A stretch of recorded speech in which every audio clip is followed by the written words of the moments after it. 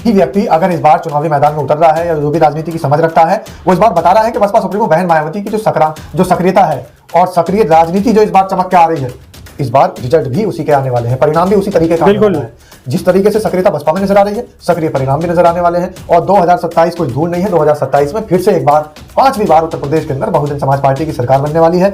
और रही बात और कुछ क्या चल रहा है, प्रताड़ना लगातार जारी है। बहुजन समाज का जो है चारों तरफ उनका उत्पीड़न वो लगातार जारी है। हमेशा मनुवादी तमाम समय की तरह इस बार भी उसी तरीके से अपने आप का जो रंग है वो दिखा रहा है और बखूबी दिखा रहा है। और दिखा कैसे रहा है, आप देखिए कितनी हिंसक घटनाएं हो रही हैं। हिंसक घटनाओं के साथ साथ कितनी प्रताड़नाएं हो रही हैं। बहुजन समाज जागरूक तो हो रहा है, लेकिन बहुजन समाज के ऊपर जो आजकल प्रताड़नाएं हो रही हैं, उत्पीड़न हो रहा है, ये थमने का नाम नहीं ले रहा है। तो इसलिए बहुजन समाज ने भी ठान लिया है कि थाने के चक्कर काटते हैं, थाने जाते हैं तो वहां पर बहुत सारे पांडे जी, मिश्रा जी और बहुत सारे ऐसे मनुवादी विचारधारा के लोग उठा करके बहुजन समाज को ही उल्टा थाने में डाल देते हैं, बंद कर देते हैं, उनके ऊपर ही मुकदमे चला रहे हैं।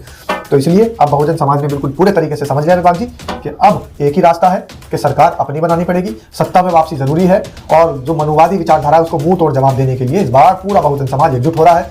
साथ ही जो पीडीए का नारा था अखिलेश यादव का, वो पीडीए का नारा भी बहुजन समाज पार्टी ने तोड़ते हुए, आदित्यनाथ ने कहा कि देश के अंदर 2 नमूने, एक लखनऊ में और एक दिल्ली में। हाँ बिल्कुल सही कहा उन्होंने, 2 नमूने हैं इस देश के अंदर, एक लखनऊ में एक दिल्ली में। और लखनऊ और दिल्ली की लड़ाई काफी चर्चा में है इस समय। और लखनऊ वाले जो नमूने हैं वो बोलते हैं कुछ झूठ बोलते हैं, कुछ इधर से उधर से प्रोपेगेंडे चलाते रहते हैं। और जो दिल्ली वाले नमूने हैं वो तो उनके तो चिट्ठे भी घोषित होते हैं। यानी अभी देखिए जेफरी एप्स्टीन की फाइल खुल रही है, दूसरे नमूने के चिट्ठे वहां से भी निकल करके आ जाएंगे। अच्छा। एक नमूने के चिट्ठे तो उत्तर प्रदेश में इतने चर्चित हैं कि लोग बात तो ये कहते हैं कि भैया ये भांग इस्तेमाल करके बोलते हैं क्या पता नहीं। अच्छा, सुल्फा भांग, ओहो, चिलम। हमारे जितने भी दर्शक हैं सब समझ गए होंगे सुल्फा सुल्फी काय की बात कर रही है। हाँ? अब लोगों को शौक, आप भी बता दीजिए हमारे तमाम समाज के योद्धा। बेबाक जी एक बात और मैं आपको बता दूं, जितने भी क्रांतिकारी हमारे समाज के योद्धा वीडियो देख रहे हैं उन सबको पता है कि इस देश के अंदर जो 2 नमूने हैं, एक उत्तर प्रदेश में नमूना है, एक दिल्ली में नमूना है। और सारे समाज के लोग जानते हैं, कमेंट में आपको लिख करके बता देंगे कौन नमूना। चलो, क्या हाल चाल है, सब ठीक है? बहुत बढ़िया, बहुत बढ़िया। अपना और अपने को ख्याल रखो और जब टाइम मिला तो वीडियो जरूर देखो। देसी देख, बिगर ब्रेक, पगल लाग लपेट, बिल्कुल देसी अंदाज में। मैं विपिन बेबाक और मेरे साथ पत्रकार शादाब रिजवी। जय हिंद, जय भीम, सत श्री अकाल, आदाब। मेरा नाम है शादाब। तो पत्रकार शादाब जी, बसपा में क्या स्थिति चल रही है? आपको नई चीज तो आपको सब मालूम ही है भाई। जो रिजल्ट आए, रिजल्ट के विषय में बता दो, और कोई अच्छी खबर हो वह बता दो। बाकी आज के जो मुद्दे हैं उन पर फिर चर्चा करें। देखिए सबसे बड़ी बात तो यह है कि लोग बाग पूछ रहे हैं भाई बसपा में आजकल क्या चल रहा है। विपिन बेबाक जी भी पूछ रहे हैं बसपा में क्या चल रहा है। तो बसपा में जीत चल रही है और जश्न चल रहा है। वेरी गुड, बहुत बढ़िया, बहुत बढ़िया, बहुत बढ़िया। चारों तरफ जश्न का माहौल है। आप देखिए पंजाब के अंदर, आप देखिए महाराष्ट्र के अंदर, आप देखिए जहां जिला परिषद के, जिला पंचायत के चुनाव हुए वहां पर देखिए, सब जगह चारों तरफ जीत का जश्न है, चारों तरफ खुशी का माहौल है। और ये जो जीत का जश्न है, ये जो जीत की खबरें हैं, ये उत्तर प्रदेश की शुरुआत है। अब चारों तरफ से जीत की खुशियां, जीत की खबरें आनी शुरू हो गई तो समझ लीजिए 2027 में अब उत्तर प्रदेश के अंदर बसपा की सरकार बनना तय हो गई है। और ये मैं नहीं कह रहा हूं, आंकड़े बता रहे हैं, लोग बात कह रहे हैं, राजनीतिक विश्लेषक बता रहे हैं, इस बातों को बड़े बड़े वरिष्ठ पत्रकार बता रहे हैं। सब लोगों का आकलन है, सब लोगों का विश्लेषण है और सभी लोगों का। अब तो शादाब रिजवी कांग्रेस के भी नेता, जो कांग्रेस के ठीक ठीक नेता है ना, मजबूत से, वो भी अंदरूनी ये कह रहे हैं कि अगर बहन जीते तालमेल सही नहीं बैठो तो कोई भी कीमत पे चुनाव जीत ही ना सके। बिल्कुल। तो कोई भी व्यक्ति अगर इस बार चुनावी मैदान में उतर रहा है या जो भी राजनीति की समझ रखता है, वो इस बार बता रहा है कि बसपा सुप्रीमो बहन मायावती की जो सक्रियता है और सक्रिय राजनीति जो इस बार चमक के आ रही है, इस बार रिजल्ट भी उसी के आने वाले हैं, परिणाम भी उसी तरीके का आने वाला है। जिस तरीके से सक्रियता बसपा में नजर आ रही है, सक्रिय परिणाम भी नजर आने वाले हैं। और 2027 कोई दूर नहीं है, 2027 में फिर से एक बार, 5वीं बार उत्तर प्रदेश के अंदर बहुजन समाज पार्टी की सरकार बनने वाली है। और रही बात और कुछ क्या चल रहा है, प्रताड़ना लगातार जारी है। बहुजन समाज का जो है चारों तरफ उनका उत्पीड़न वो लगातार जारी है। हमेशा मनुवादी तमाम समय की तरह इस बार भी उसी तरीके से अपने आप का जो रंग है वो दिखा रहा है और बखूबी दिखा रहा है। और दिखा कैसे रहा है, आप देखिए कितनी हिंसक घटनाएं हो रही हैं। हिंसक घटनाओं के साथ साथ कितनी प्रताड़नाएं हो रही हैं।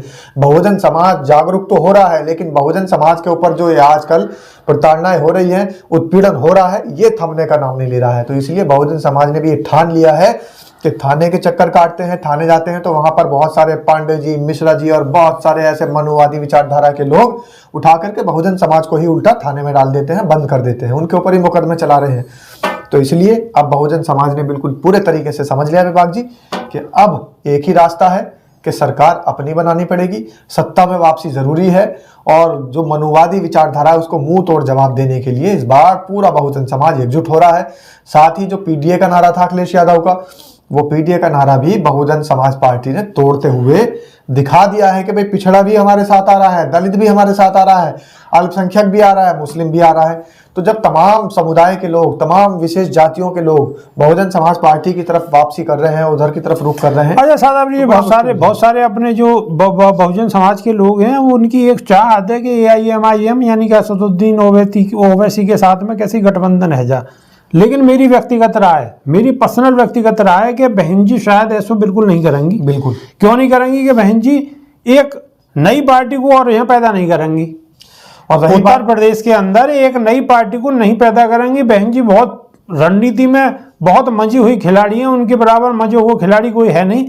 तो वो बहुत सोच समझ के, बहुत विवेक से फैसला लेंगी। और जहां तक मेरा अपना आइडिया है कि बसपा को निर्णय, बहन जी को निर्णय कोई बहुत बड़ा निर्णय होगा। बिल्कुल। सबसे पहली बात तो मैं साफ कर दूं, जो लोग बहुत सारे ये कह रहे हैं कि भाई MIM से गठबंधन हो जाएगा, तो ऑल इंडिया मजलिस इत्तेहादुल मुस्लिमीन से गठबंधन नहीं होगा, दूसरी किसी पार्टी से भी गठबंधन नहीं होगा, भारतीय जनता पार्टी से गठबंधन बिल्कुल नहीं होगा, किसी और पार्टी से गठबंधन बिल्कुल नहीं होगा। बसपा सुप्रीमो बहन मायावती अकेले अपने दम पर चुनाव लड़ेंगी। और रही बात कि ऑल इंडिया मजलिस इत्तेहादुल मुस्लिमीन यानी AIMIM का क्या होगा, हो सकता है कि वो समर्थन कर दें, समर्थन करने वाले लोग समर्थन करते रहेंगे, लेकिन गठबंधन नहीं होगा। बिल्कुल गठबंधन नहीं होगा। अभी एक बात, एक सीधी सी बात है, मानो मैं हूं बसपा, सपोज करो मैं बसपा हूं और आप हो AIMIM असदुद्दीन ओवैसी, तो मैं उत्तर प्रदेश के अंदर आपको यहाँ रोक के और आपको क्यों तैयार करूंगा?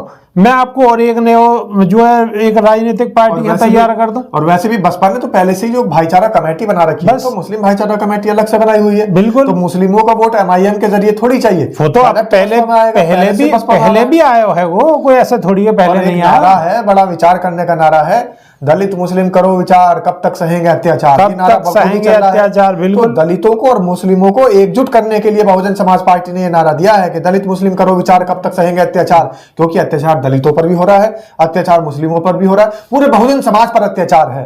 कुछ एक लोग इस पूरे देश के बहुजन समाज पर अत्याचार कर रहे हैं। अच्छा, बहुजन समाज के लोग कछु जो मतलब जिनके अंदर ज्यादा वो है ना, उत्तेजना ज्यादा है, वो आदमी ये सोचा कि बिल्कुल क्यों नहीं कर रही बहन जी, क्यों नहीं कर रही है AIMIM से गठबंधन करे। अरे भैया बहुत सोच समझ के करेंगे, एक नई पार्टी और तैयार होगी, एक सिरदर्दी को आगे गठबंधन का तो कोई मतलब ही नहीं बनता। अकेले अपने दम पर चुनाव लड़ती आई है बसपा सुप्रीमो बहन मायावती, और अकेले अपने दम पर ही इस बार भी चुनाव होगा। रही बात समर्थन की, समर्थन चाहे जिसका मिल सकता है, वो आगे की बात है, लेना देना वो सब चलता रहेगा। अब आ जाते हैं बिल्कुल प्रेजेंट के मुद्दों पे। सबसे पहला प्रेजेंट का मुद्दा है कि जिला बहराइच में फूड सेफ्टी विभाग ने ब्रजवासी ब्रांड के 7667 लीटर मिलावटी देसी घी पकड़ो है, जो गुजरात से आए हुए। आपकी प्रतिक्रिया चाहूंगा, बहुत जल्दी आप प्रतिक्रिया दो। देखिए, ये तो देसी घी पकड़ा गया है, इसमें तो ये कहां से रोकथाम करेंगे, क्योंकि इसके अंदर फूड सप्लाई डिपार्टमेंट हो, चाहे सरकार हो, चाहे अधिकारी हो, सब मिले जुले हैं। जहां से हफ्ता मिलना बंद हो जाता है, जहां से महीना मिलना बंद हो जाता है, उसी पर कार्रवाई करके दिखा दी जाती है। बड़े तकड़े लेवल पर, बड़े ऊंचे लेवल पर ये मिलावट का कारोबार चल रहा है। और आपको मैं बता दूं, सुनिए, बिल्कुल विभाग जी सुनिएगा, हमारे देश के अंदर आतंकी हमले होते हैं, एक बार वो बारूद मार देते हैं और काम तमाम हो जाता है। लेकिन हमारे देश के अंदर जो ये आतंकवादी हैं, जो हमारे खाने पीने की चीजों में मिलावट कर रहे हैं, ये तो हमें रोज की रोज तिल मरने के ऊपर छोड़ रहे हैं। बिल्कुल। और बीमार कर करके हमें हॉस्पिटलों की चक्कर बिल्कुल सादा ब्रिज में मैं आपको बता दूं कि अब तक तो खाली बात चल रही ही दूध में मिलावट, घी में मिलावट, पनीर में मिलावट, लेकिन अब चने में भी मिलावट आने लगी है। घी में तो पहले से ही सुनते आ रहे हैं, चने में भी मिलावट है। और एक अभी एक वीडियो नई वायरल हो रही है जिसमें एक आदमी सरसों जिसमें से तेल निकलता है उसे लेके मंडी में गया, वो भी केमिकल से बनी हुई थी पूरी की पूरी, उसमें सरसों थी ही नहीं, वो भी वीडियो वायरल हो रही है। यहाँ तक के मैं आपको बता दूं कि मनुवादी भी इस बात को ध्यान से सुन ले। जो लोग ये कहते हैं कि हिंदू राष्ट्र है, राम राज्य आ चुका है, लेकिन राम राज्य में जो भगवानों को प्रसाद दिया जाता है, क्या उस प्रसाद के अंदर मिलावट नहीं थी?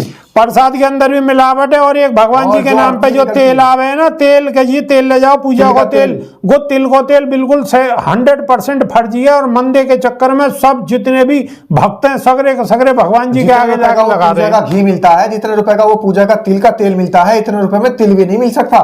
इतने रुपए में जो घी का आप कह रहे हैं ना मक्खन भी नहीं मिल सकता जितने में वो पूजा का घी दे रहे हैं। तो सब कुछ पता है लोगों को कि फर्जी है, लेकिन भगवान पागल बना रहे हैं जाकर के। क्यों? क्योंकि पत्थर की मूर्ति है, पूछने तो आएगी नहीं कि भाई तुमने मेरे सामने मिलावट का तेल क्यों चढ़ा दिया, मेरे सामने तुमने मिलावट के घी का दिया क्यों जला दिया, मेरे सामने जो तुमने चर्बी युक्त लड्डू प्रसाद क्यों चढ़ा दिया। बिल्कुल मूर्ति है, कैसे बोलेगी पत्थर की?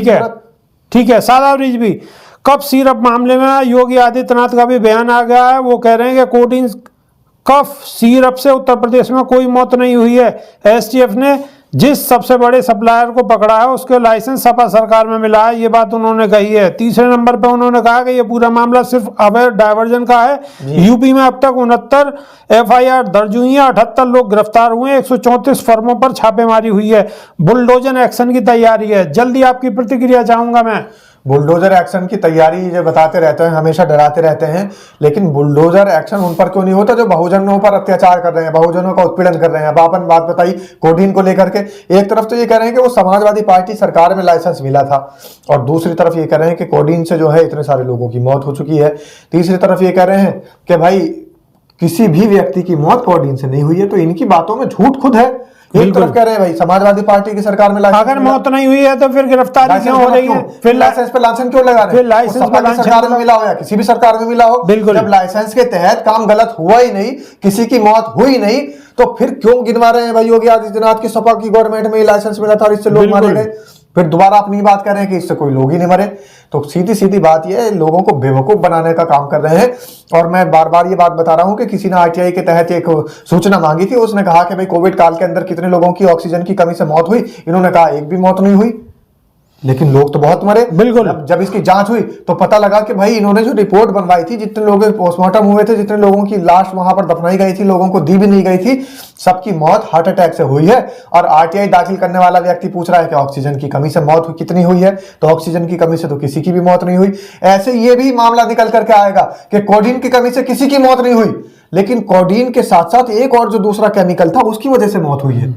उस केमिकल का कहीं ना कहीं ये भ्रमित करने वाली बात है, बातों को घुमाने की बात है और घुमा फिरा के लोगों का दिमाग डाइवर्ट करने की बात है। लेकिन इसके साथ साथ एक नया और मामला है जी। देश के यशस्वी प्रधानमंत्री नरेंद्र दामोदर दास मोदी जी हैं हिंदुओं के सबसे बड़े रक्षक, बिल्कुल हैं कट्टर हिंदू।